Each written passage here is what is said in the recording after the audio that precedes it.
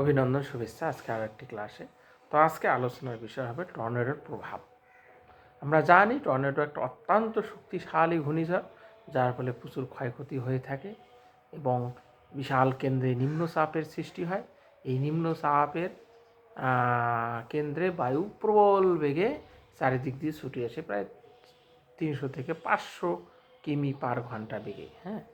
এবং কালো মেঘ ফ্যানেলের মতো হয়ে ভূপৃষ্ঠ থেকে উপরের দিকে উঠে যায়। এর ফলে আকাশ ঘন মেঘ, ধুলোকণা, প্রবল ঝড় ইত্যাদি মিলেমিশে একটা কি হয়, ভয়াবহ দুর্যোগপূর্ণ পরিবেশের সৃষ্টি হয়। মনে রাখবে। বা কি হয়, অন্ধকারাচ্ছন্ন একটা পরিবেশের সৃষ্টি হয়। তো আমরা যদি দেখি যে এই টর্নেডো ফলে প্রচুর ক্ষয়ক্ষতি হয়, এর কারণ এটা একটা বিধ্বংসী ঝড়, থান্ডার স্টর্ম, যার ফলে প্রচুর পরিমাণে সম্পদেরও ক্ষয়ক্ষতি হয়ে থাকে। আমরা জানি যে এই ঝড় অত্যন্ত স্বল্পস্থায়ী, স্বল্পস্থায়ী দ্যাট মিনস যেটা খুব কম সময়ের মধ্যে হয়ে থাকে, বেশি সময় ধরে হয় না। কারণ এই ঝড় যে গতিতে আসে 300 থেকে প্রায় 500 কিমি/আওয়ার, এই গতিতে দীর্ঘক্ষণ থাকলে এই ভূপৃষ্ঠের ওপর কোনো কিছুর অস্তিত্ব থাকবে না। বাড়িঘর থেকে শুরু করে সম্পদ যা কিছু আছে, গাছপালা, কোনো কিছুর অস্তিত্ব থাকবে না। সমস্ত কিছু একদম শেষ হয়ে যাবে।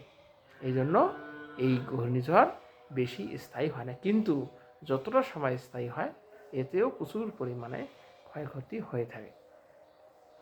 তবে মনে রাখবে, স্বল্পস্থায়ী হলেও যে স্থানের উপর দিয়ে বয়ে যায় সেখানে প্রচণ্ড তাণ্ডব ঘটায়, প্রচণ্ড ক্ষয়ক্ষতি করে দেয়, সমস্ত কিছু লণ্ডভণ্ড করে দেয়।